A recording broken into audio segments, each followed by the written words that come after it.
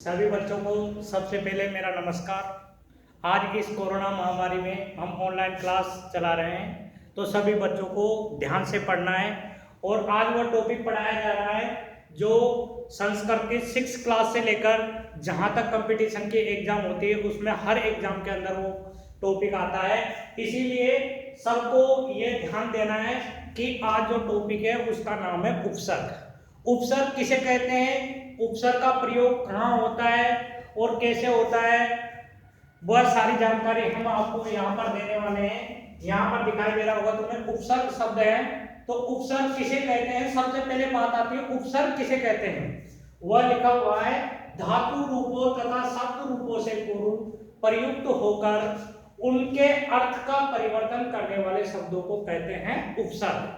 यानी जो धातु रूप होते हैं और शब्द रूप होते हैं तो उनके पहले लगकर जो शब्द उनका अर्थ बदल देते हैं वही कहलाते हैं उपसर्ग। अब बात आती है उपसर्ग कितने होते हैं। उपसर्ग संस्कृत में 22 होते हैं, ये हिंदी में अलग होते हैं उपसर्ग, और कई भाषाओं के अलग अलग उपसर्ग होते हैं। लेकिन यहाँ संस्कृत भाषा की बात हो रही है तो संस्कृत भाषा में कितने उपसर्ग होते हैं, 22 उपसर्ग होते हैं।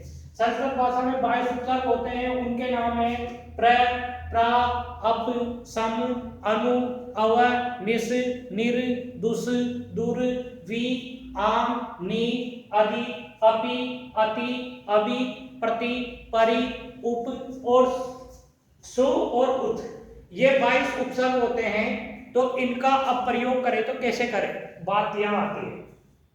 तो यहां पर मैंने कुछ शब्द लिख रखे हैं, जैसे प्रहार शब्द है। प्रहार शब्द में आगे लिख रखा है मैंने प्र। जैसे ही जैसे कोई शब्द है, यहाँ पर हार शब्द है, हार शब्द के अंदर अगर हम आगे इसके प्र लगा देते हैं तो इसका शब्द बन जाता है प्रहार। और प्रहार जैसे ही हार शब्द के आगे प्र लगाते हैं तो उसका अर्थ प्रहार हो जाता है। और प्रहार को बोलते हैं हम जैसे किसी प्रकार का आक्रमण करना, वो होता है प्रहार। फिर दूसरा शब्द आता है आहार। आहार शब्द के आगे आ लगा हुआ है तो हम आ को जैसे ही लगाते हैं तो इसका शब्द हो जाता है आहार, यानी भोजन होता है। फिर दूसरा शब्द मैंने लिखा है विहार। विहार शब्द के आगे जैसे ही हम भी लगाते हैं तो इसका अर्थ हो जाता है भ्रमण करना ही, ठीक है। उसी प्रकार परि प्लस हार यानी परिहार, जिसका अर्थ होता है सुधार करना या त्याग करना। और सम प्लस हार शब्द है जिसका अर्थ होता है संहार करना यानी नष्ट करना। इसी प्रकार संस्कृत के 22 उपसर्ग जो हैं उनको याद करना है। और उसी प्रकार जिस प्रकार ये शब्द बनाए गए हैं उसी प्रकार इन 22 उपसर्ग का प्रयोग करते हुए हम किसी भी शब्द का निर्माण कर सकते हैं। इसीलिए सभी बच्चे ध्यान दें कि प्रहार शब्द जैसे एग्जाम के अंदर इसी प्रकार दिया जाएगा कि शब्द दे दिया जाएगा कि प्रहार शब्द है, और प्रहार शब्द के अंदर ये बताओ कि इसमें कौन सा उपसर्ग है।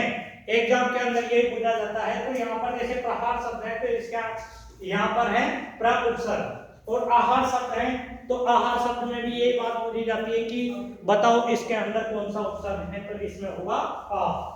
इसी प्रकार इनमें से ही कोई सा भी शब्द संस्कृत का जो है वह आगे लगा हुआ होना चाहिए। तो यदि 22 जो उपसर्ग हैं इनमें से कोई शब्द भी आगे लगा होगा तो उसका सार्थक शब्द बन जाता है। तो इसीलिए सभी बच्चों को अपनी कॉपी के अंदर इन शब्दों को जो 22 उपसर्ग हैं उनको नोट करना है। और जो यहाँ पर दिया गया शब्द है उन शब्दों को लिखने के लिए सभी बच्चे अपनी कॉपी के अंदर स्क्रीनशॉट ले लेंगे और स्क्रीनशॉट लेकर के कॉपी में उतारेंगे। उसी प्रकार फिर सभी बच्चों को इन शब्दों को 22 उपसर्ग है तो इनको याद करके रखना है।